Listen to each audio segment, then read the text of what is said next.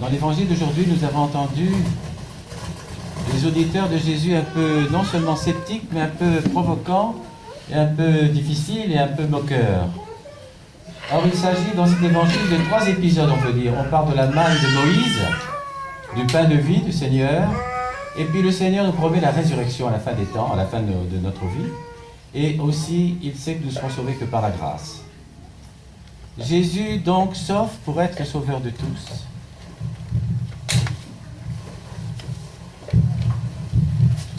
Et il affirme que la vie éternelle est uniquement le prix des œuvres de foi.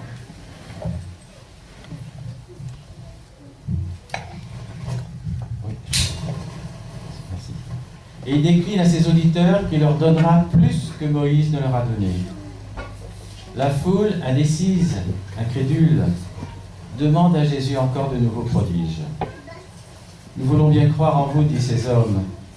Mais que vous donnerez-nous pour acheter nos suffrages? Ce que vous venez de faire une seule fois, Moïse l'a fait tous les jours pendant 40 ans. Faites comme lui.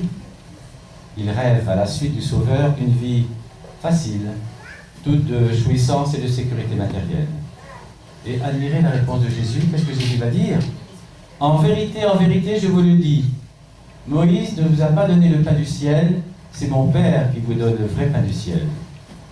Le pain de Dieu, c'est celui qui descend du ciel et donne la vie au monde. Bien sûr, le Seigneur n'a pas dit « Pourquoi vous demandez-moi de nouveaux prodiges? J'ai guéri des malades, j'ai ressuscité plus d'un d'entre vos morts. J'ai délivré les possédés. N'est-ce pas suffisant ?» Le pain de Moïse ne les rassasiait que pour quelques heures. Voici le vrai pain de la table de Dieu.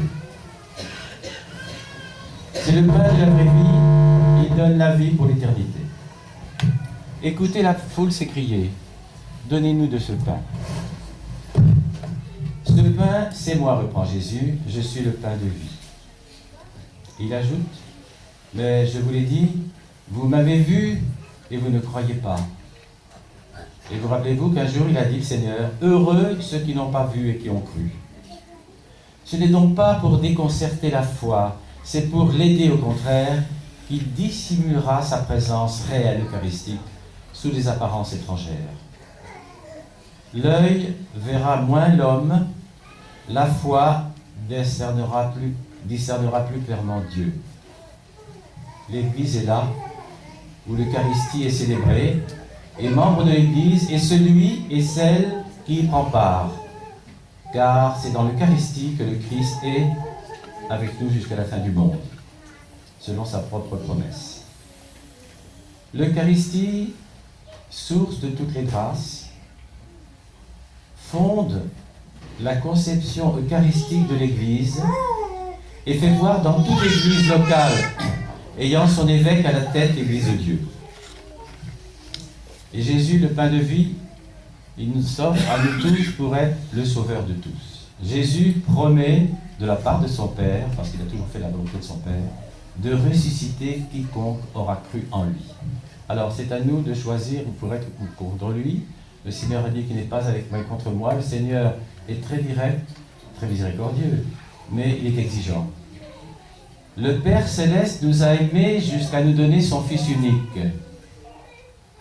pour sauveur et pour maître. En l'envoyant aux hommes, il lui a dit, je vous les donne tous, n'en perdez aucun. Le Seigneur est responsable de ne pas nous perdre, c'est-à-dire que nous devons être très conscients pour qu'il ne soit pas responsable, que nous soyons plus responsables encore. C'est-à-dire, nous avons reçu le sacrement de baptême, l'héritage, nous sommes héritiers du royaume. Par la chrismation, par la confirmation, nous devenons des témoins du Christ. Donc nous avons à la fois notre mort à la vie profane, notre première résurrection, c'est notre Pâques, et puis ensuite, la confirmation, c'est notre Pentecôte. Nous sommes remplis de l'Esprit Saint, nous sommes prêts à témoigner l'Évangile. Je dis toujours, il nous faut être prosélyte sans faire de prosélytisme. Mais nous avons reçu ce don, ce trésor, il nous faut le transmettre avec intelligence, avec douceur, avec des mots peut-être ou sans, avec une attitude, de façon à ce que les gens pensent que peut-être on a un autre aspect, une autre façon d'être, on est un peu contre-courant. Je les ressusciterai au dernier jour, dit Jésus. De qui s'agit-il? Il s'agit des croyants, évidemment, nous tous. Nous avons reçu le don du baptême, nous pouvons recevoir les sacrements, nous avons la connaissance des pères de l'Église, des pères du désert. Il s'agit donc bien de nous et de tous ceux pour qui nous prions parfois avec larmes, de tous ceux dont le Seigneur nous a dit, dont nous-mêmes on s'apprête à dire en fermant leur tombe, les reverrai jamais, parce que nous avons des prières aussi douloureuses. Le Fils de Dieu vient de répondre, je les ressusciterai au dernier jour. La mort ne peut rien contre nous, parce qu'elle ne peut rien contre moi. Moi, c'est pas moi, hein. C'est le Seigneur qui aurait pu dire ça, en parlant de son Père. Elle va nous rendre ce qu'elle nous prend, et c'est ainsi comment nous parle le Fils de Dieu. Jésus apaise les murmures que ces déclarations ont provoqués. Parce que ces hommes, ces auditeurs, et nous-mêmes souvent, nous ne pouvons pas nous résigner à croire que celui qu'ils ont vu au travail avec eux ait reçu pour eux une mission divine. Et ça, c'est le problème. Vous savez, le Seigneur pardonne tous nos péchés. Comme je dis souvent, c'est qu'on n'est pas obligé de pécher davantage pour s'en trouver davantage d'autres. Mais le blasphème contre l'Esprit, vous savez ce que c'est? C'est de ne pas reconnaître la filiation divine du Christ. Et nous qui avons reçu cette grâce et cette connaissance, on peut nous le reprocher. Et non pas à ceux qui n'ont pas reçu ni le baptême ni connaissent rien du Seigneur. Mais à nous, il sera demandé davantage.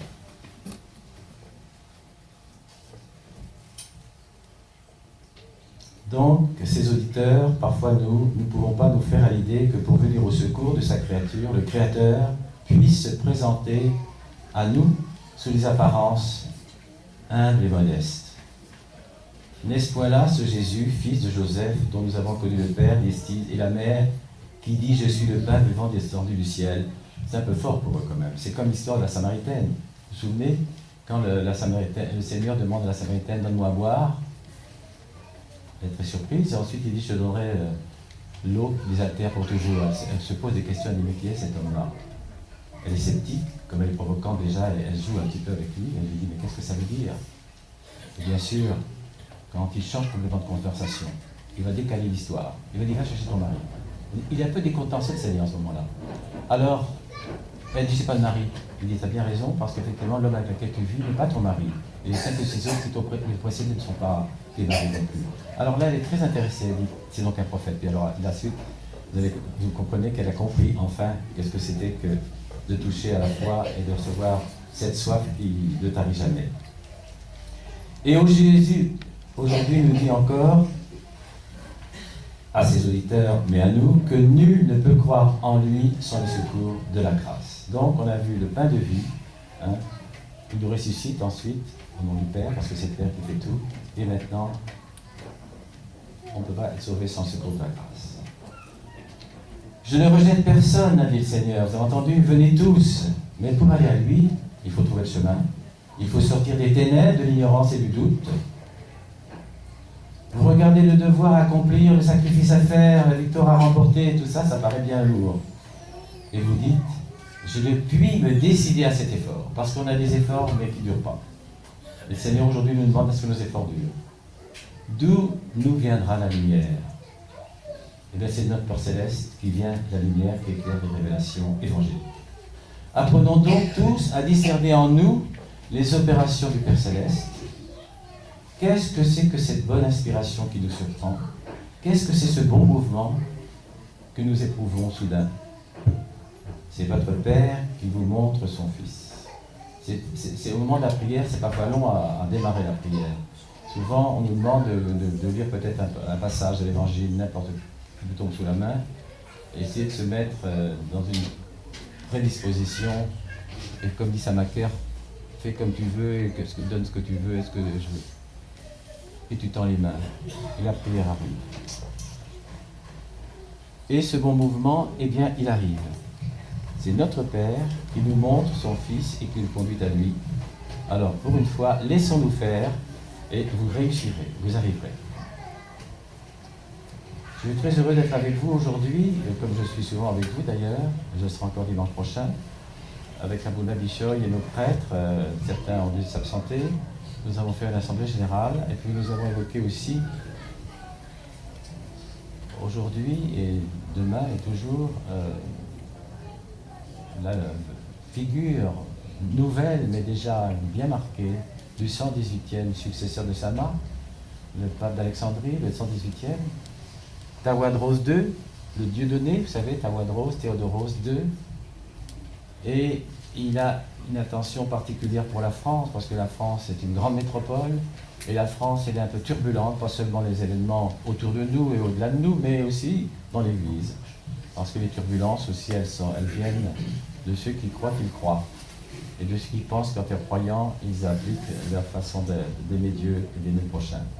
Donc, nous avons grande espérance en cette Église fondée par Saint Marc, cette Église traditionnelle et cette Église aussi ouverte au monde, cette Église ouverte à toutes les autres Églises. Car vous savez bien que le mercredi 13 février dernier, Sa Sainteté le pape Tawadros a fait un décret avec toutes les Églises chrétiennes qui se trouvent en Égypte, alors bien sûr c'est l'Église catholique, les Églises byzantines, arméniennes, syriaques et j'en passe, et protestantes, pour affirmer la foi des chrétiens ensemble, unis. Donc cette unité est faite pour l'Égypte, en attendant que les chefs des églises, inspirés par le Saint-Esprit, prient afin que vraiment tout soit un. Que la bénédiction du Dieu Tout-Puissant, le Père, le Fils et le Saint-Esprit descende sur vous, reste pour toujours. Amen. Alors, retenez bien le pain de vie, tout à l'heure vous allez le recevoir, et en sortant d'ici, vous allez porter l'Eucharistie dans le monde, parce que vous recevez l'Eucharistie ici. Et quand vous êtes plein du Seigneur, vous êtes Christophoros, vous portez le Christ, vous vous rendez compte que... Et ainsi, nous sommes prêts dans la rue à changer de visage, et peut-être que la lumière qui ne vient pas de nous, jamais de toute façon, on n'a aucun mérite, on est crainte. On peut faire bien, on peut s'efforcer, tant pis, on a des dons aussi. Mais cette lumière peut-être qui vient du ciel, elle va toucher d'autres, ceux qui n'ont jamais eu le privilège d'entendre parler du Seigneur même, ou de connaître. Donc, le pain de vie, et ensuite la certitude d'être ressuscité, et ensuite de savoir aussi que c'est la grâce qui nous sauve. Que la bénédiction du Dieu Tout-Puissant, le Père, le Fils, le Saint-Esprit descende sur vous, il reste pour toujours. Amen.